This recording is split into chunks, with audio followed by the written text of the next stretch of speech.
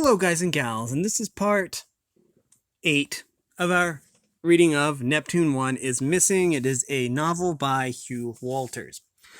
And as always, we're going to go over the copyright information, which is right here on your screen right now. I have to flip through the book to find it. Neptune 1 is Missing, copyright 1969 by Hugh Walters. First American edition, all rights reserved, including the right to reproduce this book or parts thereof in any form. So, anyways, let's go back. And in the last part, it was a week ago since I recorded this, so I'm going to have to try and remember. But the crew of Neptune 1 had reestablished or reconnected the transponder, or the transmitter. And so Control knew that at least one person was alive. And so they got the idea of maybe communicating or having Neptune 1 communicate with them with Morse code by turning the transmitter on and off, in Morse code. And we're going to see what happens. Let's see.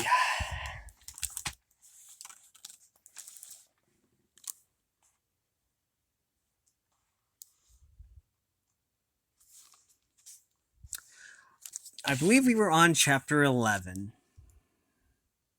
But we're going to start with the previous paragraph just to make sure.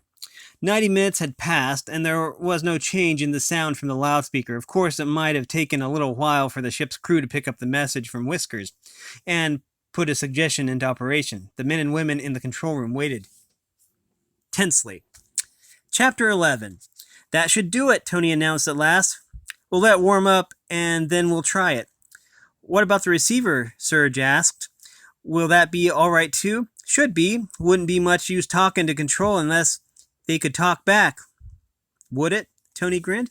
He closed the switches that would send the power flooding through the transmitter and receiver. In a minute or so, they would be able to broadcast to Earth. Chris waited impatiently for a signal from Tony. Suddenly, an astounding sound crackled over the loudspeaker. In a regular pattern, please acknowledge this by three blanks. It was the voice of Whiskers. There could be no doubt about it. Their old friend's well-known tones, distorted by the distance, filled the cabin. It was the first human voice, apart from their own, that the crew had heard since disaster had struck them, and they were a little hysterical with excitement and relief. Where have you been, you old so-and-so? Tony almost squealed, while Serge and Morty joined in with foolish remarks addressed to the loudspeaker. Even Chris found the emotion of the moment almost unbearable. It was only when he remembered that if their transmitter was working as well as the receiver, the outburst would be heard in Control, that he managed to command himself and call his friends to order. When at last they fell silent, they noticed that the loudspeaker was silent too. No voice of Whiskers, but only the crackle of static. The reaction was swift. Surely it wasn't a case of mass hallucination. But before dismay could submerge them, common sense told them that Whiskers would be broadcasting only at intervals. That was it. Control. After picking up their tracking signal, they tried to contact them, and somehow Whiskers had been given the job.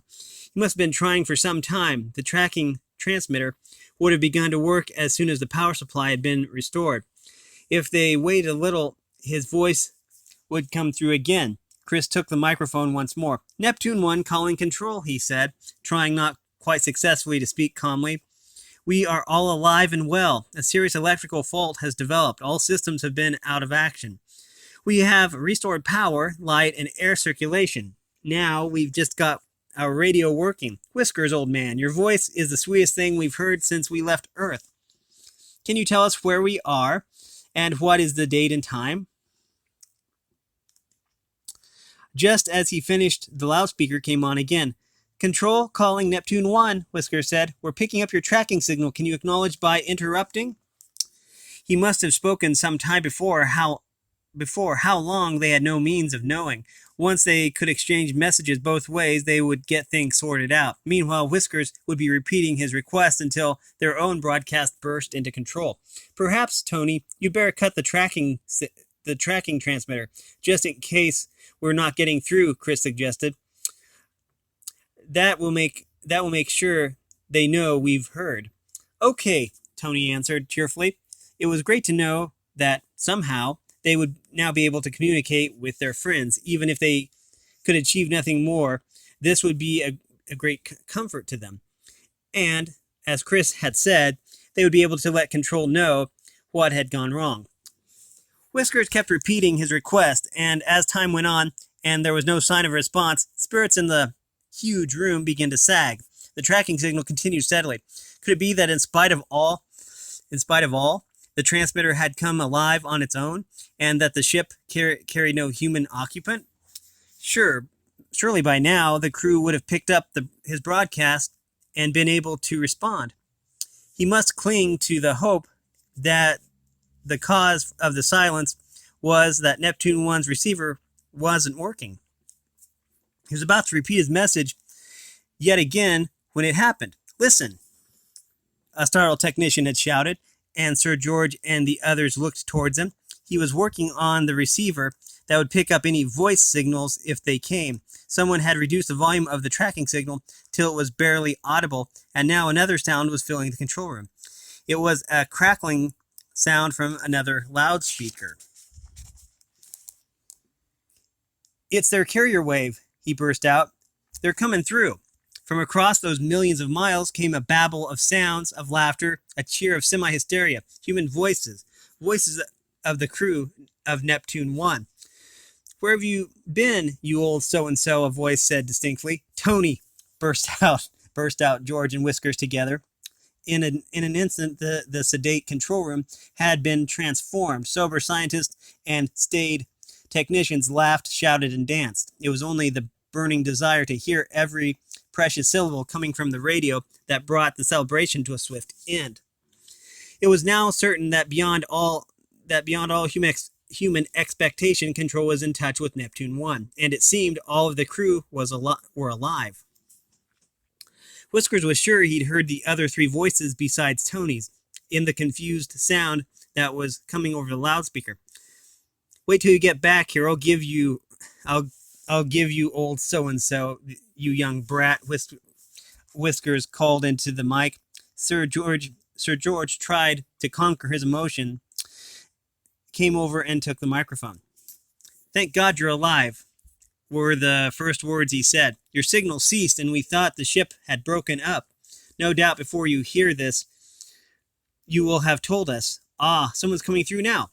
The director interrupted his broadcast to listen to the first coherent message that the loudspeaker had brought. "Neptune calling Control," the voice of Chris Godfrey said, and the silence in the great room became complete. Then Chris could be heard saying that all the crew were alive and well, but that there was a serious electrical fault and had developed. He reported that some repairs had been made and requested information about the date, time, and their position.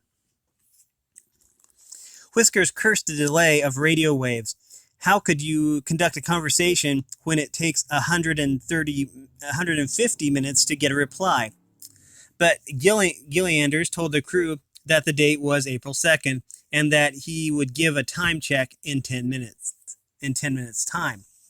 He also told them that Neptune 1 was bang on target, that it had kept to the original flight path, and that without any attention, they would arrive in the vicinity of Neptune 1 about the date originally planned. Then he went on to ask about the damage to the electrical system in much greater detail. In particular, he wanted to know how badly the automatic hypothermia apparatus was damaged, and whether Tony felt able to make a repair. Sir George had called another conference of his top men and women. Now they knew something of the situation. They could begin to discuss what was to be done. The first priority, of course, was to get the crew back safely, assuming they could turn the rocket around and put it on a new course to bring it home. Could the crew survive the journey if the AHA wasn't functioning? Was there enough food and other supplies? And how would they react to such a long voyage without the help of frozen sleep? I'm afraid we shall have to know much more about the condition of the ship before we come to any firm conclusions, Dr. Rosenberg declared. The deciding factor will be, can they fire the lateral rockets to turn the ship? Professor Bonoff said quietly. If they can't, there's no way of bringing them back. The horror of the situation struck a chill to everyone's heart. It would be terrible if Neptune 1 had to go on and on carrying its helpless crew with it. Now that they could talk to Chris and his companions, the tragedy would be stark and personal. They would be able to hear the voices of the crew until madness or death overtook them. The long period before the first message came back seemed an eternity to the crew. Chris regretted that he hadn't thought in the excitement of hearing voices from Earth to time the interval. It would have given them some indication of their distance from home. Still, Control would have the information and would let them know just as soon as they got through. "Tony!" the loudspeaker suddenly burst out, and then they heard the joyful voices of Whiskers and Sir George. "Wait till you get back here," the excited voice of Whiskers cried. "I'll give you old so-and-so, you young brat." The 4 crew members performed an elaborate aerial ballet with the joy of hearing the familiar threat from their old friend. But the long wait before they could indulge in the usual banter was almost unbearable. Control would now be getting Chris's carefully modulated message telling what had happened. Oh well, they would soon know where they were. Backward and forward the messages passed. Soon Chris learned that their journey to Neptune was just over half complete. In return, he described in more detail the damage they had found after their premature awakening. Of course, Sir George said it would be impossible to continue the original flight program, so Control was working on a new one to get them back. Putting on his most official voice, the director notified the astronauts of their recall. Then, speaking in his normal tones, from which he almost succeeded in eliminating any note of anxiety, he called for a report on the lateral rockets. The crew knew that unless the ship could be turned around through the 180 degrees, they would never be able to return to Earth. As yet, they hadn't had time to check the small rockets that ringed the ship. They had been too preoccupied with ensuring the basic conditions for survival. Now they must find out if the electrical firing system had been damaged, along with the other installations. 24 in number, the lateral rockets were arranged in pairs circling the ship. From outside the ship, the nozzles looked like 12 pairs of nostrils. Each could snort out fire and would nudge the ship away in the opposite direction. A controlled burst from any of the 24 rockets could turn Neptune 1 right over. Surely some of them would fire. There was no doubt about it. The crew had abandoned the pretense of not caring. Even Chris had been unable to suppress the rising tide of hope that had welled up even stronger with each success. Now that they could speak directly with their friends on Earth, they firmly believed that something could be done.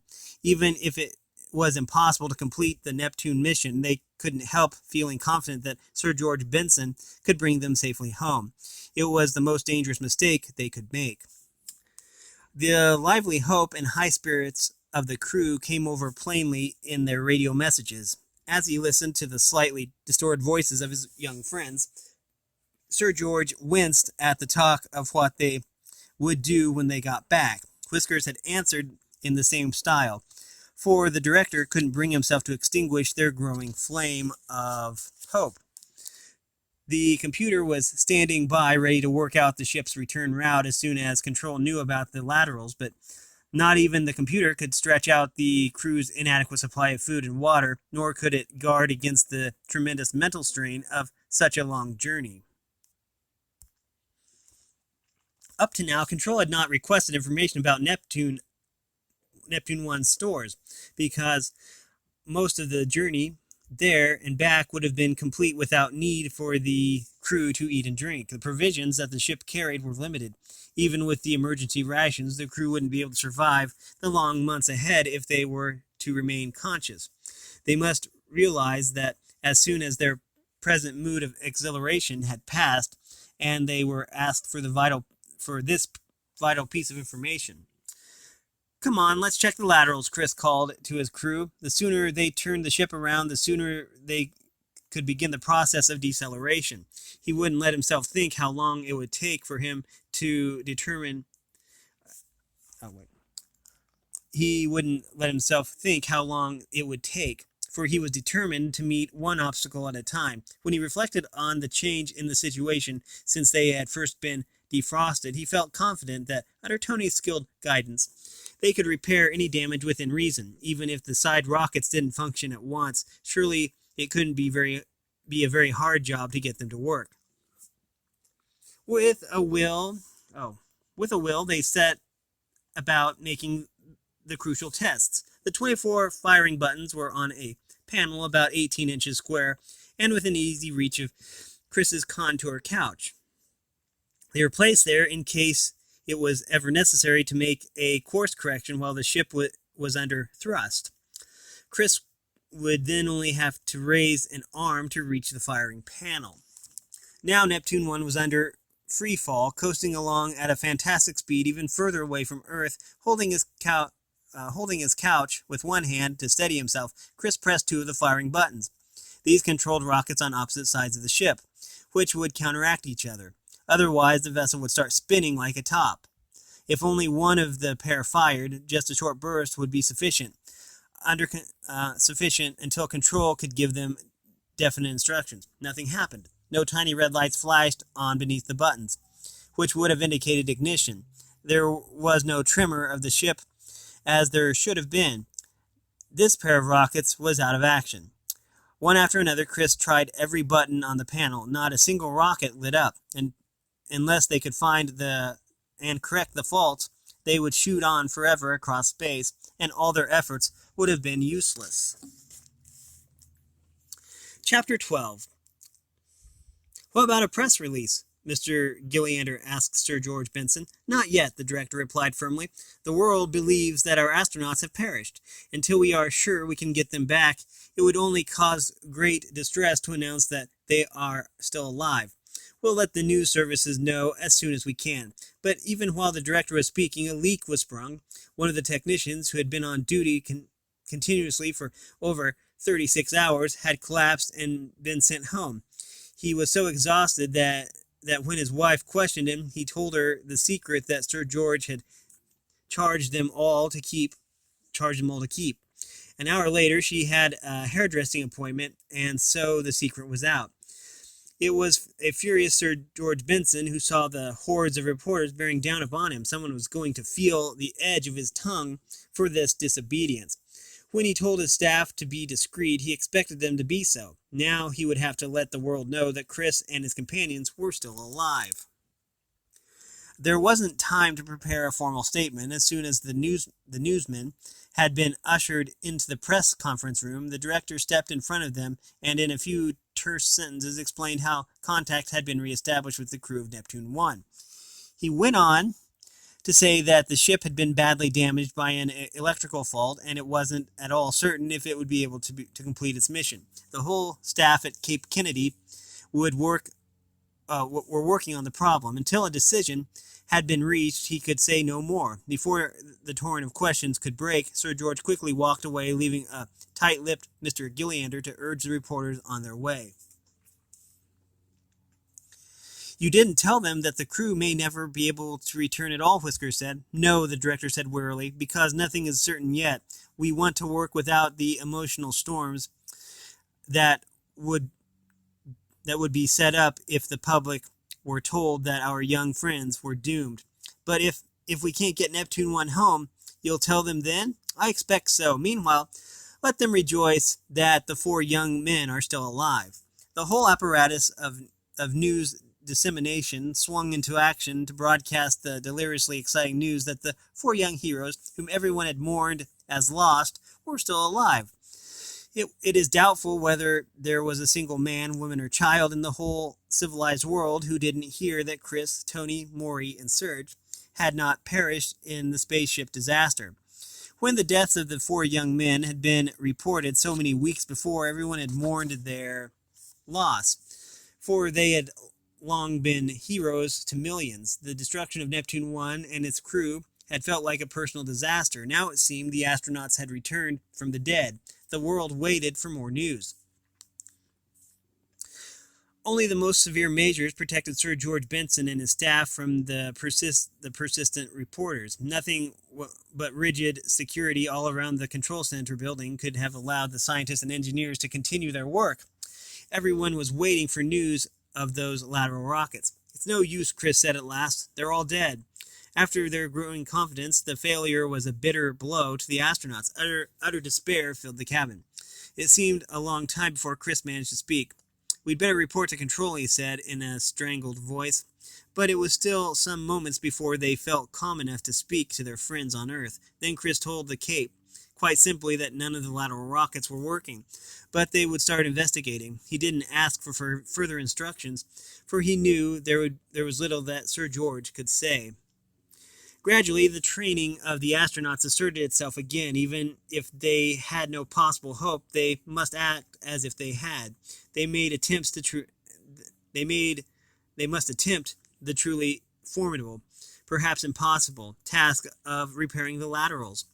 They would probably have to have the remainder of their lives in which to do it, and that would depend upon how long their food lasted.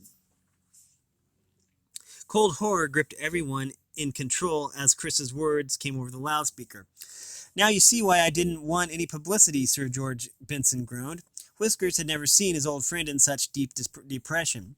It seemed that the fluctuation between despair and hope had taken its toll. After the satisfaction of a perfect launch, then the shock of Neptune 1's apparent destruction, followed by the incredible news of Chris and his friends, the news that Chris and his friends were well, the latest turn of events was more than the director could bear. Tough and experienced as he was, Sir George felt utterly devastated. His long and distinguished career seemed to have collapsed in ruins. He would now have to listen to his young friends' despairing voices as they were carried to the far reaches of space. What were the prospects that the small rockets could be repaired? The director believed that good as he was, Tony wouldn't be able to do the job. It was far too complicated. The intricate wiring and timing apparatus would require specialized attention. When any fault was developed during ground testing, he'd always insisted on a replacement from the factory. Neptune 1 carried no spares.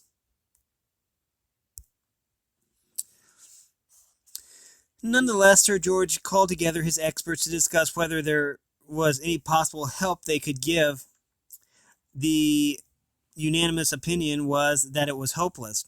There was only one way in which the ship might be brought back to Earth. It must complete its journey towards the massive planet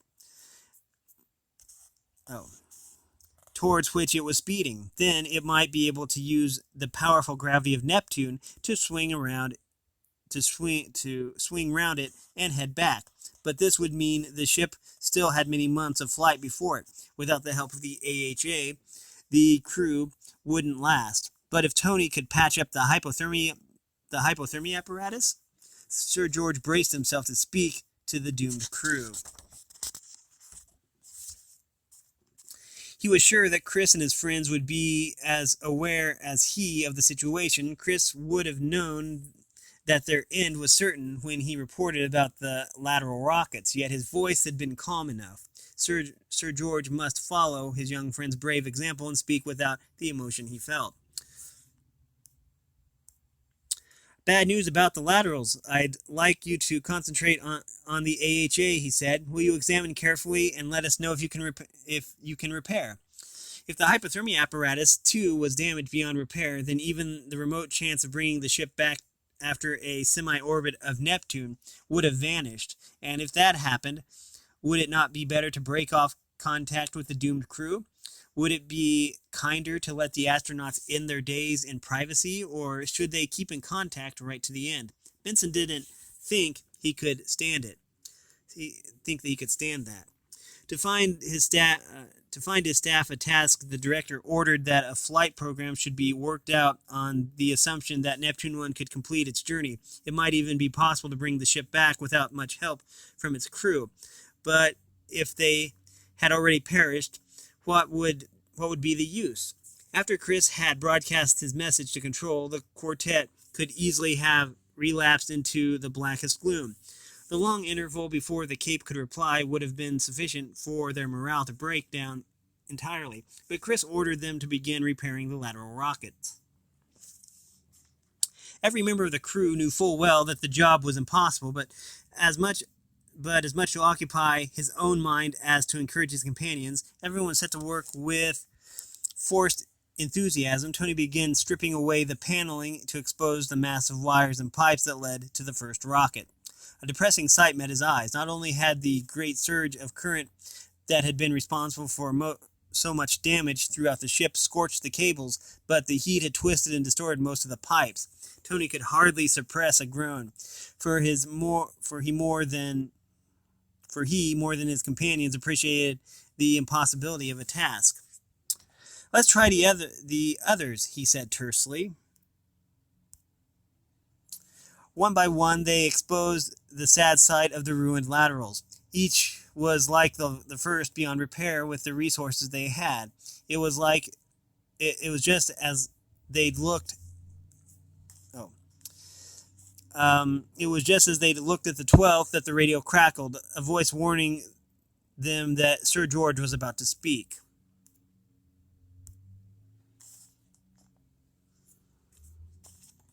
We're going to have to stop it there.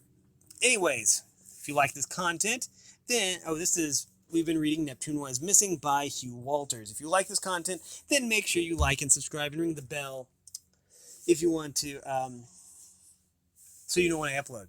Also, if you want to support me in any way, or if you want to join the Discord server, all that information will be in the description below. As always, thanks for watching, everyone, and have a great day.